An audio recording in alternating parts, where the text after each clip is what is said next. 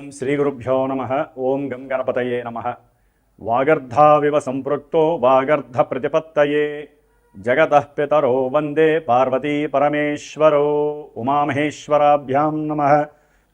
ఆదిత్యాయ చ సోమాయ మంగళాయ బుధాయ చ గురుశుక్రశనేభ్యశ్చ రాహవే కేతవే నమః.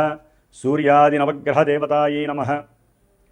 వీక్షిస్తున్నటువంటి ప్రేక్షకులందరికీ కూడా మీనరాశిలోకి ఈ మార్చి 14వ తేదీ నుండి కూడా సూర్యభగవానుడు తన యొక్క సంచారాన్ని పూర్వభద్ర నక్షత్రము, ఉత్తరాభద్ర నక్షత్రము, రేవతి నక్షత్రంలో సంచారాన్ని కావిస్తూ, అలాగే మార్చి 11వ తేదీ నుండి కూడా మిథున రాశిలో వక్రగతిలో ఉన్నటువంటి గురు మహానుభావుడు రుజుమార్గంలో ప్రయాణం చేస్తూ అత్యంత బలవంతుడై తన యొక్క దృష్టి బలము చేత ఎన్నో రాసుల వాళ్ళకి శుభాలని చేకూరుస్తూ, అలాగే బుధగ్రహము ఈ యొక్క మార్చి నెలలో మరియు ఏప్రిల్ నెల వరకు కూడా మరి ఆయన కుంభరాశిలో రాహువుతో తన యొక్క సంచారాన్ని గడుపుతూ, శుక్ర భగవానుడు మార్చి 2 నుంచి ఏప్రిల్ 1 వరకు కూడా దాదాపుగా మనకి ఈ యొక్క మీనరాశి అయినటువంటి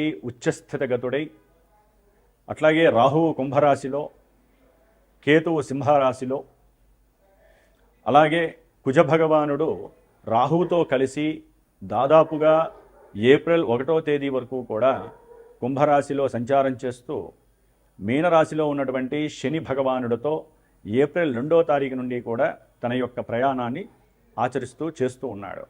ముఖ్యంగా ఈ యొక్క సూర్యుడు మీనరాశిలో ప్రవేశించే సమయాన్ని మనము మీన సంక్రమణము అంటారు.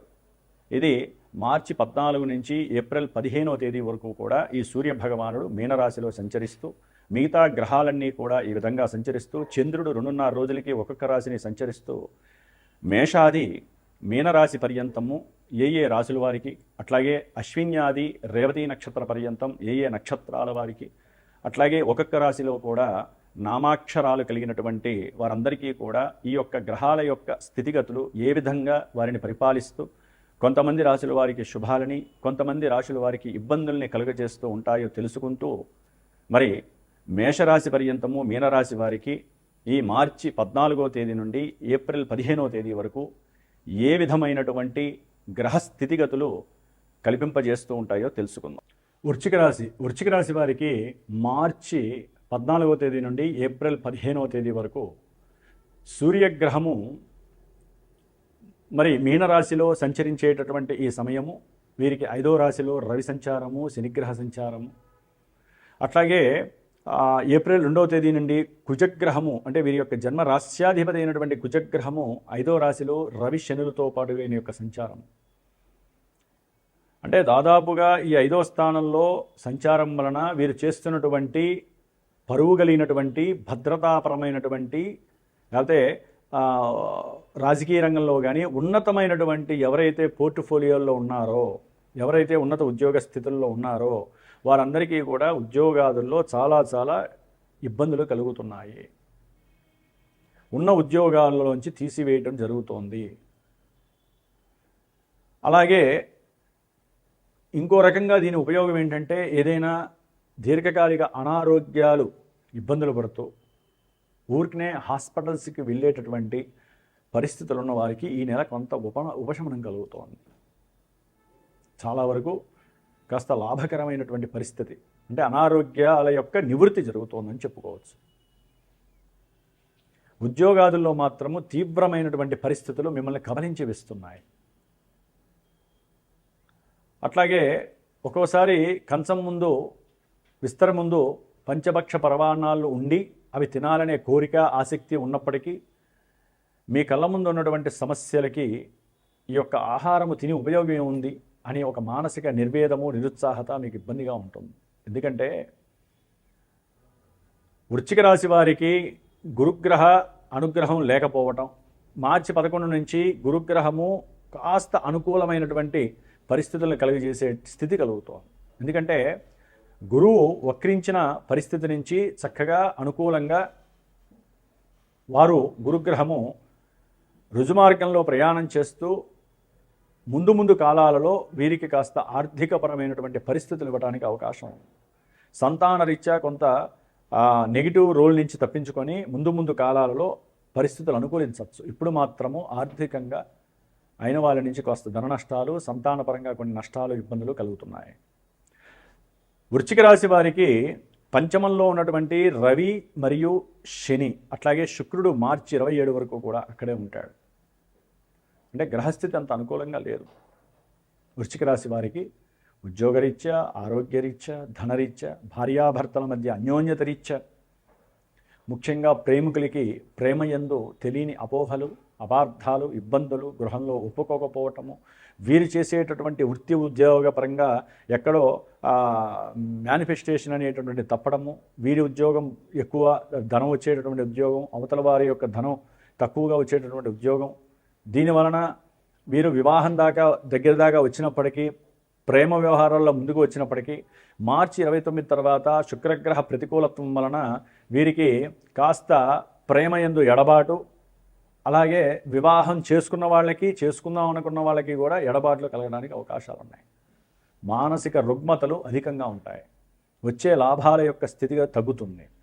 ఆరోగ్యం పట్ల కొంచెం ఏదైనా జాగ్రత్త వహించాలి. పెట్టినటువంటి పెట్టుబడులు, షేర్స్ కానీ స్టాక్ మార్కెట్లో కానీ పెట్టేటప్పుడు అసలు ఆలోచన రాని మాకండి. ప్రస్తుతానికి చాలా డల్ అయ్యే అవకాశాలు కూడా ఉంటాయి.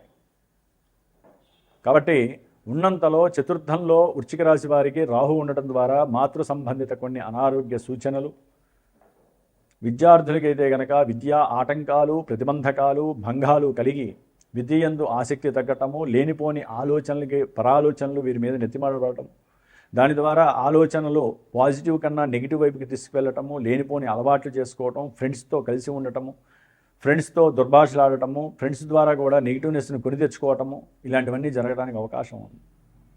వృత్తి ఉద్యోగాదుల్లో మార్పులు వీరికి తలకాయ నొప్పిగా మారే అవకాశం ఉంటుంది. వృత్తిలో ఎదుగుదాం అనుకున్నటువంటి వారికి చెప్పాక మిగతా గ్రహాల యొక్క ప్రతికూలత వలన పూర్తిగా అది ఇబ్బందిగా మారే అవకాశం ఉంటుంది. కాబట్టి గ్రహాలలో ముఖ్యంగా వీరికి ఉపయోగపడేటటువంటి గ్రహస్థితి అయితే కనుక ఏదీ లేదు వృశ్చిక రాశి వారికి. కాబట్టి నవగ్రహాలన్నింటినీ మీరు ఆరాధించండి. నవగ్రహాలన్నిటికీ జపాదులు చేయించుకోండి. ఏదైనా సరే ఆర్థికంగా నష్టపోయినా, చదువులో ఇబ్బందులు పడుతున్నా, అన్నిటికీ కూడా నవగ్రహాలకి సంబంధించి ఎక్కడా అనుకూలతలు లేవు. కాబట్టి నవగ్రహ పాశుపత రుద్రోహ అభిషేకం కానీ హోమం కానీ చేయించుకోండి. నవగ్రహాలన్నిటికీ దానం ఇవ్వండి. ఏదేమీ లేదు, గోమాత చుట్టూ తిరగండి. లేదండి ఇవన్నీ మేము చేయించుకోవాలనే శక్తి ఉంది, మా జాతకం మాకు తెలియదు, మా జాతక విశేషాలు ఏదైనా ఉంటే తెలియజేయండి అనుకుంటే కనుక మీ యొక్క జన్మజాతక విశేషాలని చక్కగా మా యొక్క పీఠానికి ఫోన్ చేసి, మీ జాతకంలో ఈవెంట్ వైజు ఎవరికి ఏది కావాలి, పెళ్ళి ఎప్పుడు, లేకపోతే విద్యాభ్యాసంలో ఎందుకు ఆటంకాలు కలుగుతున్నాయి, ఏ గ్రహాల వలన మీరు ఇబ్బందులు పడుతున్నారు, ఈ విషయాలు తెలుసుకోవడానికి మీరు మీ జన్మజాతక పరిశీలన చేయించండి. గోచారం అనేటటువంటిది కొంతవరకు ఎఫెక్ట్ మాత్రమే చూపిస్తుంది. అసలేంది జన్మజాతకం. జాతకంలో ఏది నిర్ణయం జరిగితే అది మాత్రం ఇవ్వటానికి గోచారంలో గ్రహాలకి సిద్ధాస్తం ఉంటుంది. దానంతరం ఇవి ఇవ్వవు ఇప్పుడు. కాబట్టి జన్మజాతక పరిశీలన ప్రతి కుటుంబంలో కంపల్సరీ తెలుసుకోవాల్సిన ధర్మం ఉంది. అట్లాగే ఈ ఇబ్బందులు పడుతున్న వాళ్ళు కొంతమంది పర్సనల్గా చేయించుకునే వాళ్ళు ఉంటారు. కొంతమంది ఆర్థికంగా స్తోమత లేక మనసున్నా కూడా చేయించుకోవాలి అనే మనసున్న ఇబ్బందులు పడేటటువంటి వారికి మా యొక్క శ్రీమాత జ్యోతిషాలయ పీఠంలో మొన్న మార్చి 2వ తేదీ నుండి మే 10వ తేదీ వరకు కూడా ఈ యొక్క గ్రహాల గురించి, ముఖ్యంగా కుజ శని రాహు కేతువుల యొక్క ప్రభావం అధికంగా ఉంది. కాబట్టి సర్పదోష ప్రభావాలు ఉన్నాయి. కుజుడు రాహువుతో, కుజుడు శనితో కలిసినటువంటి ఈ రోజులు మంచిది కాదు. కాబట్టి విద్యార్థులకి, ప్రేమికులకి, సంతానానికి, ముఖ్యంగా ఆర్థికపరమైనటువంటి విషయాలందు కానివ్వండి, ఉద్యోగంలో ప్రతికూలతలు పోవటానికి సుబ్రహ్మణ్య పాశుపత హోమాన్ని మార్చి 18వ తేదీ అమావాస్య రోజున, ఏప్రిల్ 17వ తేదీన హనుమత్ పవన సూక్త హోమాన్ని, నవగ్రహ నక్షత్ర మృత్యుంజయ పాశుపత రుద్రహోమాలు చేస్తూ ఎవరైతే సంకల్పించి పీఠానికి ఫోన్ చేసి వారి యొక్క భాగ్యము కోసము కోరుకుంటారో వారికి చేస్తూ, వారికి ఆ పార్వతీ పరమేశ్వరుల యొక్క అనుగ్రహం కలగాలని నిత్యము ప్రతిపిస్తూ, కొంతమంది యొక్క అంటే విదేశాల్లో ఉన్న, ఈ దేశంలో ఉన్న జాతకం వారు పుట్టిన ప్రదేశాన్ని సూచిస్తుంది. కాబట్టి దాని రీత్యా తెలుసుకోవాల్సింది తెలుసుకోండి. ఏదైనా సరే సెల్ ఫోన్లో వచ్చే లింక్స్ ఓపెన్ చేసి, తెలిసిన వాళ్ళ నుంచి వచ్చినా సరే ఓపెన్ చేసి, దయచేసి ఎవరు కూడా లింక్స్ ఓపెన్ చేయకండి. మీ దగ్గర ఉన్నటువంటి బ్యాంకింగ్ బ్యాలెన్స్ మొత్తం సర్వనాశనం అయిపోతుంది. చాలామంది ఇబ్బందులు పడుతున్నారు. ఏ సైబర్ క్రైమ్ కానీ, పోలీస్ వ్యవస్థ కానీ, ఏ వ్యవస్థ కూడా తిరిగి తెచ్చిచ్చే పరిస్థితి లేనటువంటి పరిస్థితి. ఎందుకంటే మన ఇంటి పక్కనో ఇంటి ముందో లేకపోతే తెలిసిన వాళ్ళో డబ్బులు దొంగిలించినా చేసినా ఏ పోలీస్ వ్యవస్థ మనకి సహకరిస్తుంది. ఒక ఫోన్ ద్వారా వాళ్ళు ఎక్కడి నుంచి ఆపరేట్ చేస్తున్నారో మనకి తెలియట్లేదు. డబ్బులు మాత్రం బ్యాంకులో ఉన్నవన్నీ రకరకాల ఆకర్షణ శక్తులతో వాళ్ళు లాగేస్తున్నారు. కాబట్టి చదువుకున్న వాళ్ళు చాలా జాగ్రత్తగా ఉండండి. చదువు లేని వాళ్ళకి సెల్ ఫోన్స్ ఇలాంటివి పెద్ద పెద్దవి లేవు కాబట్టి వాళ్ళు తొందరగా మోసపోరు.